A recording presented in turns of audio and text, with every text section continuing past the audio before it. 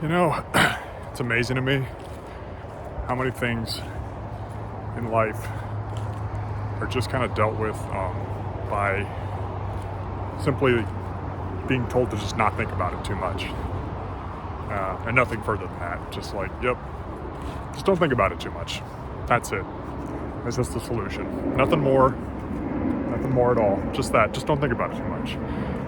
Like, for instance, just the good old thing that's on everybody's mind in some subconscious level. And that is our respective gripes with mortality. You know, like the fact that we are all gonna wither away and die one day. Something that we all gotta face at some point or another. And the attitude that most people tend to have, I mean, obviously there are some people out there that are exceptions to this. There are people that do think about it, especially when it, you know, actually props up directly in one's life and you can't really ignore it. But generally speaking, the answer is people just don't think about it. Just like, yeah, just don't want to think about it. That's it.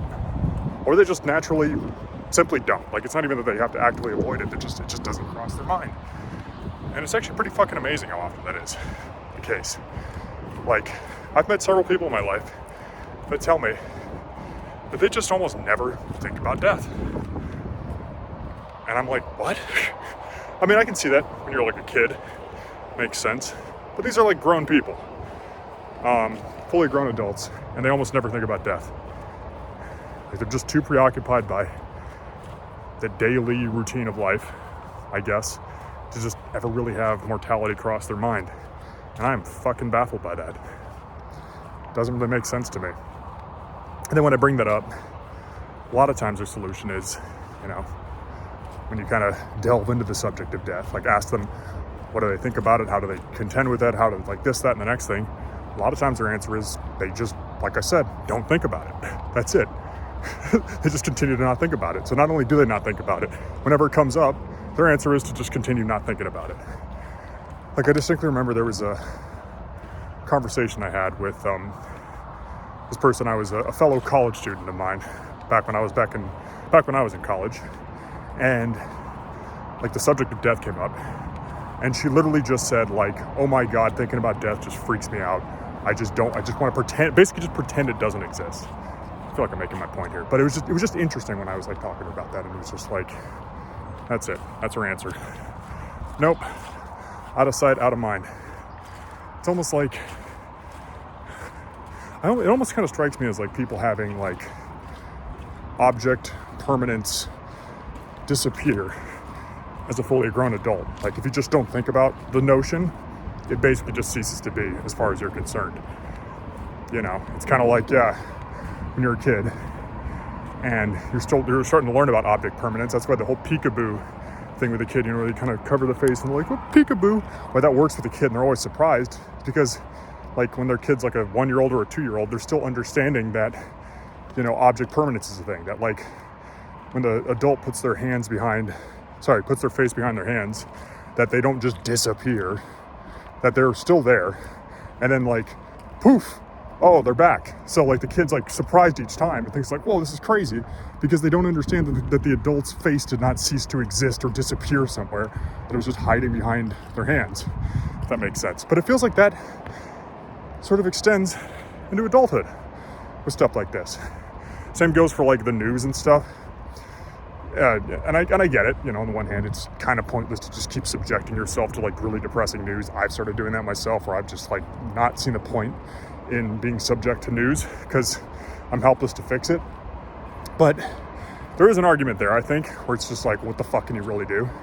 But it's kind of like people go another step, and it's like if they don't watch the news, it's almost like it's not happening. Like, it's, again, this out of sight, out of mind thing, where it's just like, yeah, there might be genocides going around the world, planet's still going to shit, climate change and pollution and all that fucking shit. The economy's getting worse. I mean, that's something you can't really ignore because that's kind of affecting everybody. That's like one of the few things that directly affects pretty much, you know, every average person, regardless if you're in a first world, third world country or somewhere in between. But generally it's just like, yeah, okay. So I'm not watching the news. Basically the news isn't happening. I don't know. it's just strange to me. And then that kind of goes into a lot of other stuff. Like I kind of made this joke yesterday about how I want to start my own religion. And I think I will, but like tongue-in-cheek, like kind of like how the Satanists started their own religion, even though like pretty much any sect of Satanism doesn't genuinely believe in Satan. They're just doing it almost like as a troll job to like Christianity. Like for instance, like LaVeyan Satanism, which is the one I'm most familiar with, they don't actually believe in Lucifer. It's symbolic. It's like edgy atheism, basically, or edgy anti-Christianity. And I kind of feel like I should do that with mine, where it's just like, yeah, I'm going to believe in this stupid religion, this ridiculous religion around us all being like humanoid maggots feeding on the carcass of a dead god. Because I don't know, it sounds metal and ridiculous, kind of stupid and ridiculous, whatever. I don't know, but I just think it's funny. And I don't know, like people would say like that's such a, yeah, like people would say, and rightly so, that that's like a ridiculous belief system to indulge in. But then it's like, again, like I said in the beginning, you know, when you go to bring up other religions by comparison and criticize them, the average attitude is, again, don't think about it too much. Don't think about the fact that like other religions are just as fucking ridiculous, if not more so in a lot of ways. But, you know, you gotta respect them. You can't think about it too much because a lot of people believe in them. And I'm not gonna go into some tirade right now about how, you know, ripping on religious people and stuff like that. There's plenty of other people have fucking done that before. It's a really tired and old subject to go into.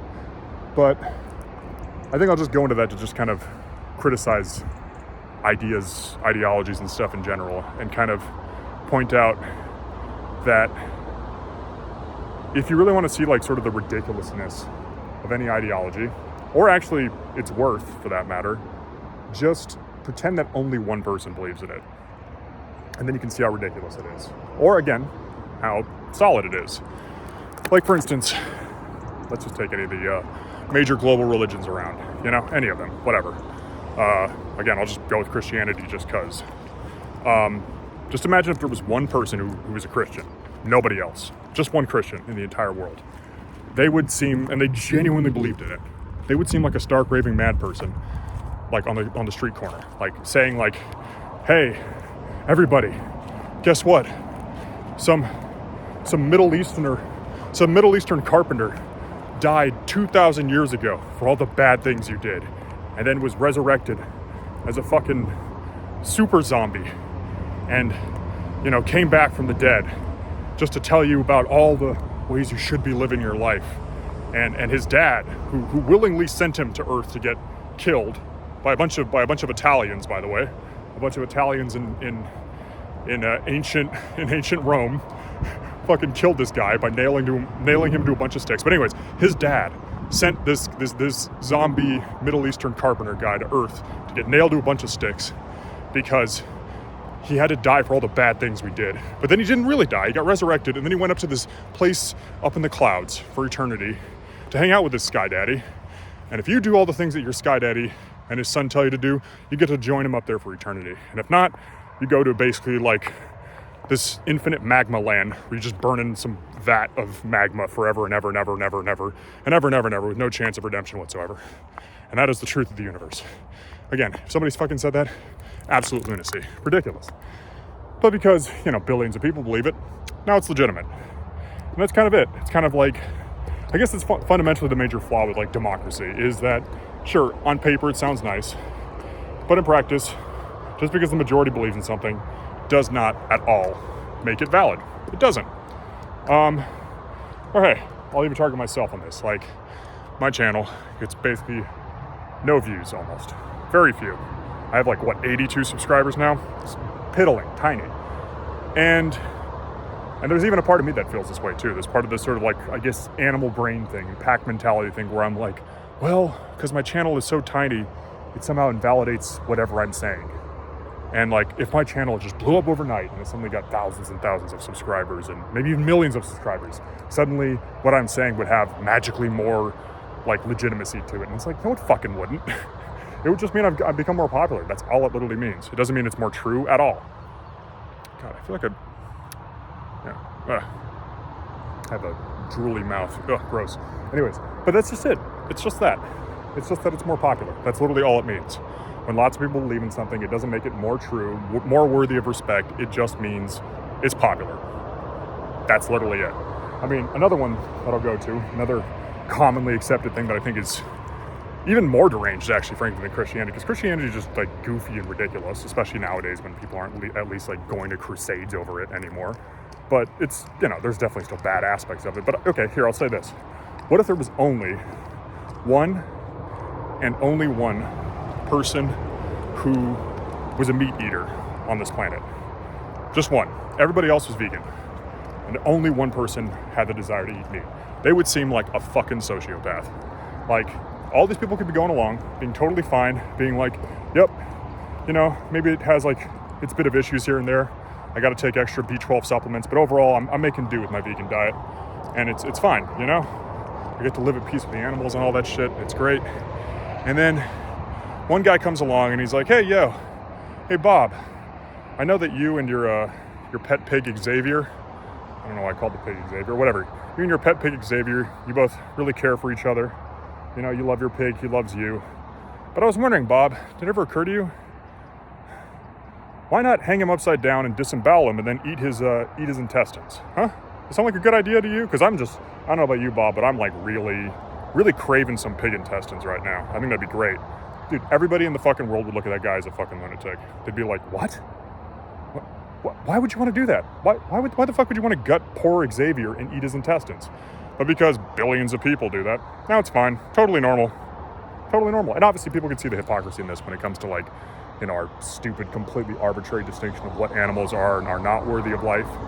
Like if somebody said that, like, I'm going to do that to your pet dog, they'd be like, oh, you're a fucking psychopath. Don't gut my pet dog and eat his intestines, you fucking asshole. And like, yeah, they'd be right to say that because that would be a fucking asshole move. But, it's just the norm to do it to other animals because majority rules. That's literally it. I don't know. And again, this is sort of tied into what I said at the beginning. It's just vibes. It's all just reinforced with this notion, not just popularity, but again, just don't think about it too much. Because if you think about it too much, you're a fucking overthinker, and people hate overthinkers. Well, most people do. Because it makes them fucking uncomfortable. And sometimes I will admit, overthinkers can be fucking obnoxious, and they can be sometimes wrong, 100%. But just simply dismissing somebody as being inherently wrong simply because they're quote-unquote overthinking is bullshit. No, you should attack the actual arguments and challenge them face on with some degree of respect and dignity. But people don't want to do that. They don't want to do that. They just want to dismiss it as overthinking and being annoying and just stop making me uncomfortable. That's it. Don't think too much. Don't think too much. Just go with it. Just go with it. You're being weird, man. You're being fucking weird. Stop being so fuking weird. That's another thing that I've been thinking about too. It's why is it so fucking bad to be weird or cringy? Like that is fucking agonizing for people. Like it's one of the worst things. Like it's kind of tied into like how a lot of people say that like public speaking is like their biggest fear. There's a lot of people out there that literally are more scared of public speaking than death. I mean, I kind of consider what I'm doing right now as sort of public speaking to a certain degree, even though my audience is fucking invisible and very small, but it sort of is. And I'm like, why? Why is that such a bad thing? Like there's people out there that would literally rather be shot in the fucking face than speak in front of an audience. What? And also it's like, like it's always like, especially in like the social media thing, it's like the worst thing to be branded is again, cringe. Cringe. You don't want to be cringe, man. Oh, if you end up in a fucking cringe compilation, dude, ooh, that's like social suicide, man. It might as well be real suicide if you're cringy, dude. Doesn't matter if you're like an asshole or deranged in some way. You can actually be totally honest and nice in your intention, but still come off as cringe, and that's bad enough, man. Don't want to be fucking cringe. Doesn't matter if your intentions are pure or not. If you're cringe, if you're weird, oh, fuck you, dude. Fuck you. No, it's better to be a cool asshole than to be a cringy, decent person. I mean, correct me if I'm wrong. That's 100% true. It's why people are, such fucking suckers for charisma. People are fucking idiots when it comes to charisma. Charisma's bullshit, dude. Again, another flaw in our fucking programming, that we care so much about charisma, about the way that the message is delivered rather than the actual content of it. Fucking beyond moronic. But that's it, you know. It's kind of just tied to the way that we are. We are suckers for the facade. We're suckers for the sugar, as I was saying like the other day. Like the sugar in a metaphorical and literal sense, where it's like if something's sugared up and nice, that's enough for us. You know, it's kind of like, again, tied to religion and shit like that. If it sounds nice, that's enough. That's enough. We don't have to go any deeper into that. We don't have to go into uncomfortable territory because it's sugary enough. And therefore we will post hoc, I don't know if I'm even using that word correctly, we'll post hoc justify it and its legitimacy because it's sugary. That's it. It's sugary, that's it. Enough. Same with like, okay, for instance, politicians. A lot of people like to praise Barack Obama. He's one of my former country. I guess I still technically am a U.S. citizen, but whatever. Not living there anymore. But he's one of our most charismatic former presidential leaders. A lot of people agree with that. Even people on the right will agree with that Obama had swag. And I'll agree with that too. Obama definitely had swag. And people will run cover for this guy. Tons of cover for him, despite the fact that he is a fucking, like, in my opinion, war criminal. Drone strike in chief. That's what they called him now. Drone striker in chief. And I agree, he is. He did a shitload of drone strikes. He committed, in my opinion, war crimes in the Middle East. And he did other fucked up shit in his presidency. But he's cool. Therefore, he gets a pass. True with so many other fucking politicians. All sorts of shitty stuff they do. If they're cool, they get a pass. Because they got swag. That's it. People don't care about nice people, good people. They care about cool people. It's fucking true. I mean, obviously there's exceptions to the rule. Not everybody's like that. But, I mean, like I said, even I'm susceptible to that. I get it. I get the appeal of a cool asshole. But they're still a fucking asshole. Okay? They're still an asshole. And you gotta sort of accept that and realize that. At least in my opinion you do. Because otherwise, you're being a fucking idiot and you're covering for pieces of shit. And you're making the world a worse place, frankly. Giving people free passes because I got charisma. Anyways. And yeah, I guess it's also kind of tied again into religious shit. You know, the preacher preaches something with a lot of charisma, and what they're saying is nice honeyed words that sound like they're going to give you a promise at a blissful, loving afterlife and all that shit. And they say it with enough conviction and charisma, you just want to believe it, simply because of the delivery. That's it. Not because the actual content of it makes any fucking sense. I don't know, I one time heard from one of my friends, one of my best friends, he said that the human mind is, in general, ordered in such a way that there's sort of like 3 tiers of what it sort of naturally adheres itself to. And on like the first tier is, like the lowest tier is actually like logic and like, yeah, just logic. The second tier, which is a little bit higher, is like emotions. And then the highest tier is social cohesion. So we are inherently biased the most in favor towards social cohesion, then our emotions, and then logic. Who the fuck designed this stupid fucking hierarchy in our brains? Like, we just were designed to fail because of that. And on the one hand, I kind of get it, on a purely primitive front, why it would be necessary for like pure, just brutal survival to have group cohesion, the most important thing. But again, I think that that's a flaw with our existence, is that we are tailored to the most like moronic form of survival for its own sake above anything else. We are totally tailored towards quantity over quality. That, you know, again, I've ranted about this shit before, but like how the human mind, its prime directive beyond just preserving itself and the body that carries it is to fuck.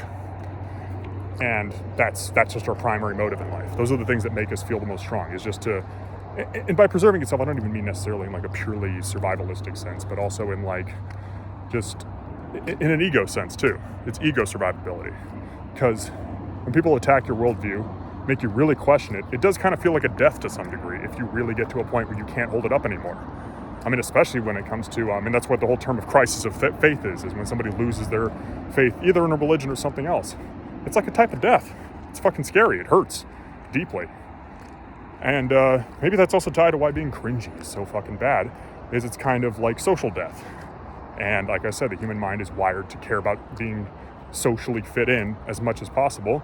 So if you don't fit that norm, if you're not cool enough, well, dude, you're fucking losing on like the highest tier of emotional importance, basically. So I guess I explained it myself to myself. Explained it myself to myself. Anyways, I don't know if I have anything else to say, but just decided to, yeah. Been doing one of these rants every day since I've been here. Going home tomorrow. This trip wasn't what I expected it would be, but I still think it was overall worth it.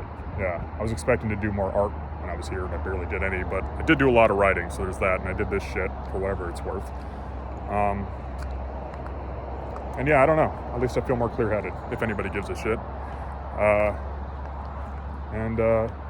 Yeah, I guess that's that. Don't forget to like and subscribe. and tell all your friends about my channel. And ring the notification bell. Make sure that my channel explodes and becomes viral. Because if it stays at only 82 subscribers, it means what I'm saying has no legitimacy. Because, you know, if it gets views, it's news. Even though this isn't a news channel. If it gets popular, it's more spectacular. All right, I think I'm done. Thanks for watching. And yeah, thanks for watching, buddy. You have yourself a fucking grand old fucking time doing whatever it is you do with your fucking life. Yeah, all right, bye.